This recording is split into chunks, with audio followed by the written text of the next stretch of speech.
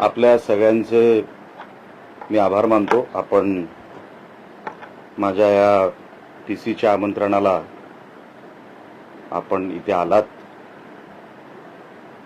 काही दिवसांपूर्वी मी एक ट्विट केलं होतं।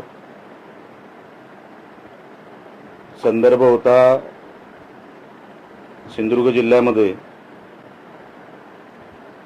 जे आपले पोलीस अधीक्षक आहेत श्री मोहन दहीकर यांचा जो कारभार चालू आहे आणि जिल्ह्याचं त्यामुळे जे काही नुकसान होत आहे मोठ्या प्रमाणामध्ये, तरुणाईचं होतंय, जिल्ह्याची आर्थिक व्यवस्था बिघडत चाललेली आहे।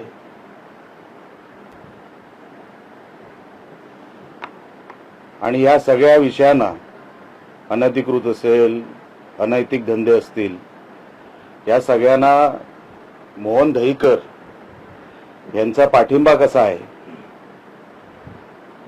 असं सांगताना मी एक ट्विट केलं होतं।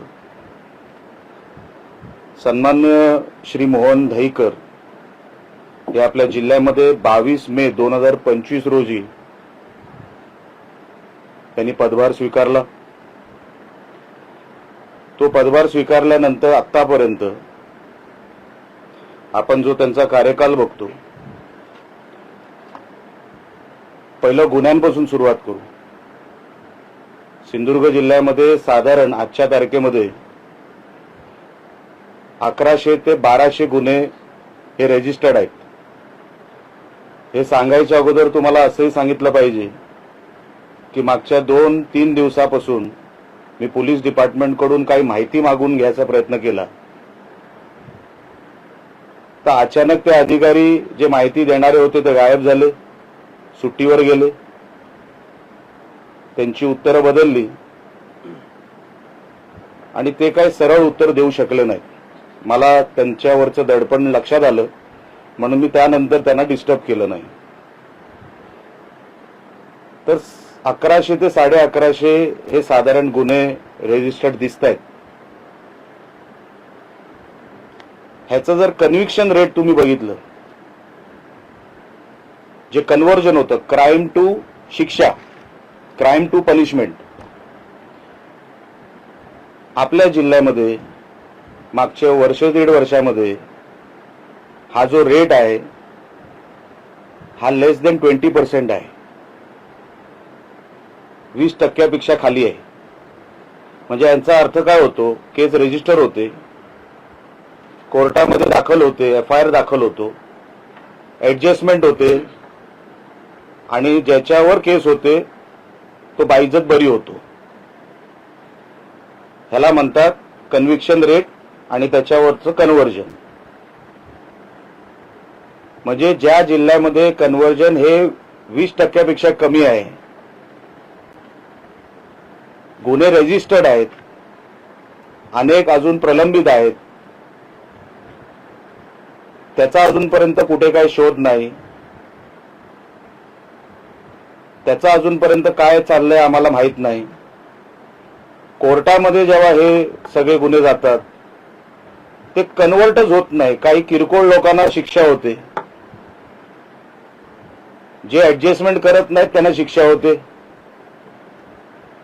असे हे 20% खाली आपल्या जिल्ह्यामध्ये। आणि माझ्याकडे प्रत्येक तालुक्याची आकडेवारी आहे, पण ती आकडेवारी सांगून तुमचा मी वेळ घेणार नाही। तुम्हाला कधी ती आकडेवारी जी माझ्या हाती लागली आहे ती तुम्हाला हवी असेल, मी तुम्हाला तो सेपरेट पेपर आहे पत्रकार परिषदेनंतर तुमच्या समोर ठेवतो। म्हणजे प्रत्येक तालुक्याचे तुम्हाला किती गुन्हे झालेत त्याच्यावरती आता ते त्यांचं काय होतंय ही सगळी आकडेवारी तुम्हाला मी देतो। हा झाला कन्व्हर्जन म्हणजे क्राइम टू पनिशमेंट। ह्याचा रेट आपल्या जिल्ह्यामध्ये लेस देन 20% आहे, तुम्हाला मी सांगितलं। त्यावरूनच पोलीस डिपार्टमेंट, माझा खरं तर पोलीस डिपार्टमेंटवरती काही आक्षेप नाही। जेव्हा पोलीस डिपार्टमेंटचा बॉस तो ठरवतो की डिपार्टमेंट कसं चालवायचं, जर वरचा प्रमुखच पोलीस एक फार मोठं ही रॅकेट आपल्या जिल्ह्यामध्ये आज सगळीकडे आपल्याला दिसते आणि हे प्रत्येकाला माहिती आहे, गावागावात आहे. आता मी ही जी बनावट दारू बॉर्डरवरून क्रॉस होते, गोवा बॉर्डरवरून आपल्या राज्यात येते. तुम्हाला मी तारखा सांगतो, ह्या ज्या गाड्या पकडल्या गेल्या या कुठल्या तारखेला पकडल्या गेल्या आणि कुठे पकडल्या गेल्या. गोवा राज्यातून आलेल्या 30 जुलै 2025 अणसुरा येथे दारू जप्त, तालुका राजापूर. 16 जुलै 2025 दारू पकडली गेली, तालुका राजापूर. 3 सप्टेंबर 2025 पन्हाळे सौंदळ येथे पकडली गेली, 2,11,00,000ची दारू पकडली गेली, तालुका राजापूर. 28 डिसेंबर 2025 दारू पकडली गेली, तालुका राजापूर. 5 डिसेंबर पकडली गेली, तालुका राजापूर. 10 मे 2025 बनावट दारू पकडली गेली, तालुका राजापूर. 25 मे 2026 दारू पकडली गेली, तालुका राजापूर. 26 मे 2026 13 लाखांची दारू पकडली गेली, तालुका राजापूर. दहीकर आले 22 मे 2025. मी तुम्हाला जुलैपासूनच्या तारखा सांगितल्या. ह्याच्यामध्ये एक तरी कारवाई सिंधुदुर्गामध्ये झाली का? मग ती का झाली नाही? रत्नागिरीच्या एनसीबीने किंवा तिकडच्या पोलीस डिपार्टमेंटने सातत्याने वर्ष दीड वर्षामध्ये इकडून आलेली गाडी तिकडे पकडली, इकडे का नाही पकडली?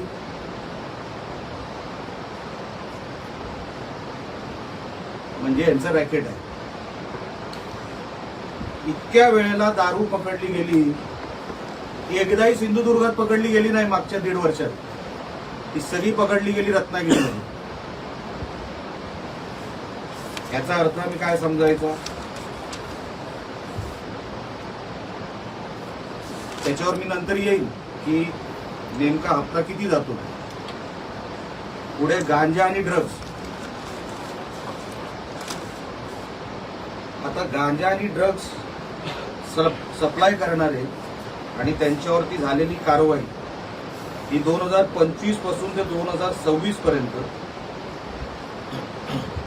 कुडाळ, कणकवली, कुडाळ, मालवण, कुडाळ, पिंगोळी, कुडाळ, कवळीकट्टा ही 7 ते 8 वेळा कारवाई झाली. सकाळी पकडले, संध्याकाळी सोडून दिले, दुसऱ्या दिवशी सोडून दिले. काही ठराविक किरकोळ, काय बोलायचं आहे का? काही ठराविक किरकोळ हे आरोपी किंवा हे जे कोण आपण छपरी म्हणू किंवा टपोरी म्हणू, ह्यांना पकडण्याच्या पलीकडे जो मेन सूत्रधार यांचा पकडायचा होता तो कधी पोलिसांच्या हातीच लागला नाही.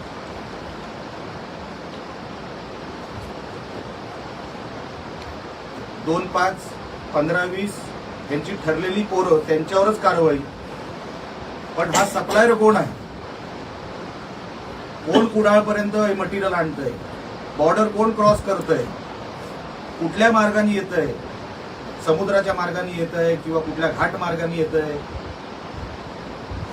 ह्याचा शोध 1.5 वर्षामध्ये झालेला नाही. इन्व्हेस्टिगेशन की चला हा पकडला गेला, पण तुला दिला कोणी? तो मेन सप्लायर कोण? त्या सप्लायरचं नाव अजूनपर्यंत पोलीस रेकॉर्डमध्ये नाही. पोलिसांनी रेकॉर्ड बनवायचा प्रयत्न देखील केलेला नाही.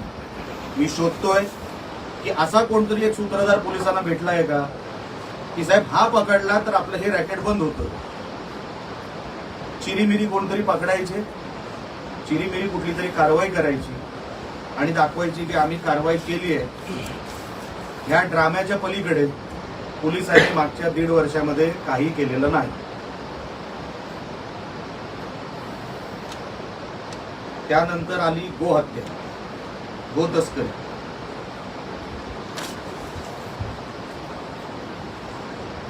बीफ आपल्या जिल्ह्यामध्ये कुठे कुठे मिळतं, सावंतवाडीपासून ते जग जाहीर आहे. कुडाळमध्ये एक कसाई आहे, त्यांनी तर आता ती काय कटरच आणलेली आहे.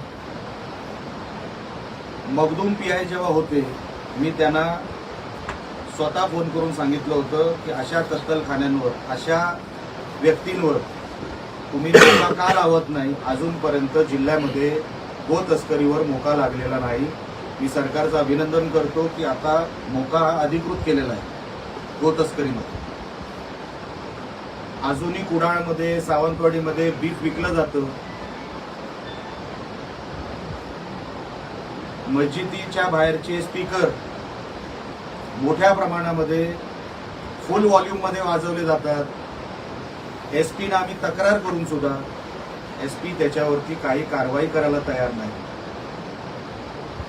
आमच्या काही संघ परिवाराची लोक रेकॉर्डिंग मला पाठवतात रोजची, ती जी बांग त्या लोकांची जेव्हा सुरू होते, पाहिजे तर तुम्हाला मी रोजची ते जे स्पीकर मध्ये जी व्हॉल्यूम असते ते तुम्हाला मी ऑडिओ क्लिप पाठवू शकतो. रोजची तक्रारी करून सुद्धा आमच्या हिंदूंना त्रास होतोय, तक्रार होते, तरी पोलीस दुर्लक्ष करतात.